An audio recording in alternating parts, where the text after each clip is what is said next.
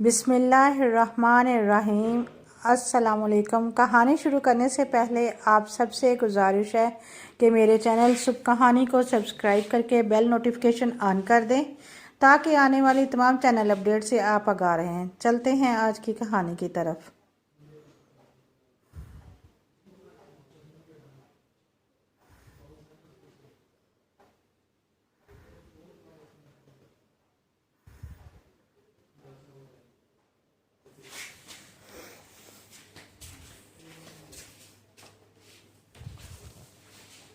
بیگم کہیں مر تو نہیں گئی؟ ایک دن جب میں دوپہر میں آفس سے لوٹا تو گھر کی حالت دیکھ کر ہکا بکا رہ گیا۔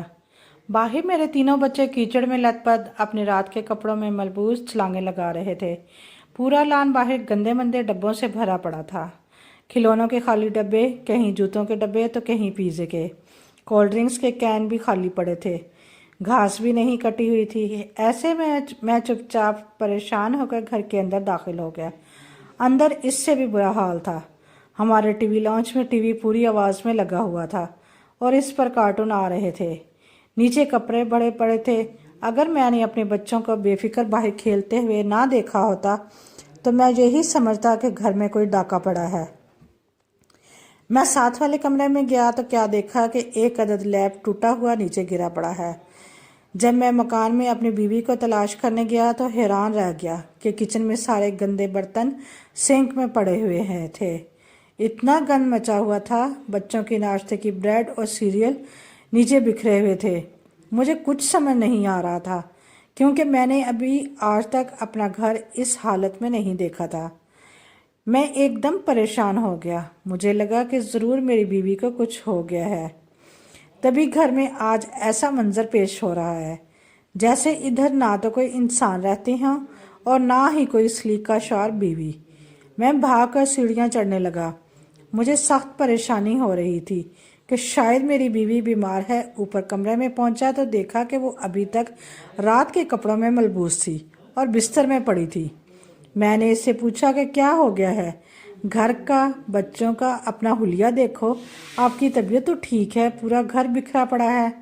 اس نے ناول نیچے رکھا اور بڑے سکون سے بولی، 10 سالوں سے آپ روز گھر آ کر پوچھتے ہیں کہ میں تو اتنا کام کر کے آیا ہوں، میں تو اتنی محنت کرتا ہوں روز، تم بھلا کیا کرتی ہو؟ میں نے سوچا کہ آج آپ کو بتا دوں کہ جب آپ اتنی محنت کر رہے ہوتے ہیں تو میں اس وقت واقع کیا کر رہی ہوتی ہوں۔ آدمی بہت شرمندہ ہوا اور سمجھ گیا تھا کہ اس کی بیوی ہر روز کتنا کچھ سنبھالتی پھرتی ہے، تبھی تو وہ روز اپنے صاف ستھرے گھر اور صاف ستھرے بچوں کے ساتھ اچھا وقت گزار پاتا ہے۔ بچے جب چھوٹے ہوتے ہیں تو 10 منٹ میں پورے گھر کی درگٹ بنا ڈالتے ہیں۔ ان کو منع کر کے ان کی حوصلہ شکنی کرنا بھی غلط امر ہے۔ یہ عورت کا فرض ہے کہ وہ اپنا گھر دیکھے اور اپنا آپ اپنے شوہر کے لیے قابل دید بنا کر رکھے۔ اگر عورت سست پڑ جائے تو مرد پریشان بھی ہو جاتا ہے، اور اگر یہ روز روز کی روٹین بن جائے کہ اس کو خود صفائی کرنی پڑے یا ہر چیز کو سنبھالنا پڑے تو پریشان ہو جاتا ہے اور اپنے گھر کی طرف جانا کم کر دیتا ہے۔ مانا کہ آدمی کا فرض پیسے کمانا ہوتا ہے، اس میں بہت محنت لگتی ہے، لیکن عورت کا کام بھی کوئی آسان نہیں ہوتا۔ بچے پیدا کرنا، ان کو کھلانا پلانا، ان کے ساتھ کھیلنا، ان کی خواہشات کو پورا کرنے کے لیے ہر وقت پھرکی کی طرح گھومنا اور ان کی ضدیں سارا دن برداشت کرنا کوئی بچوں والا کام نہیں ہوتا۔ عورت کے فرائض مختلف ضرور ہیں، مگر کس نے بولا کہ اس کا کام آسان ہے؟ کبھی کبھی تو عورت کا کام مرد سے کہیں زیادہ مشکل ہو جاتا ہے، جب کوئی بچہ بیمار ہو جائے یا وہ کسی کلاس میں فیل ہو جائے۔ اس آدمی کی بیوی نے ایک دن میں اس کو سکھا دیا کہ عورت کا گھر بنانے اور چلانے میں کتنا اہم کردار ہوتا ہے۔ ماشاء اللہ تبارک تعالیٰ نے عورت کو بہت زیادہ ہمت و حوصلہ دیا ہے۔ اس کی قدر کریں، اس کی حوصلہ افزائی کے لیے شکریہ ادا کریں۔ اللہ تعالیٰ ہمیں ایک دوسرے کی قدر اور حوصلہ افزائی کرنے کی اور اللہ تعالیٰ کا شکر گزار بنے رہنے کی توفیق عطا فرمائے۔ آمین ثم آمین۔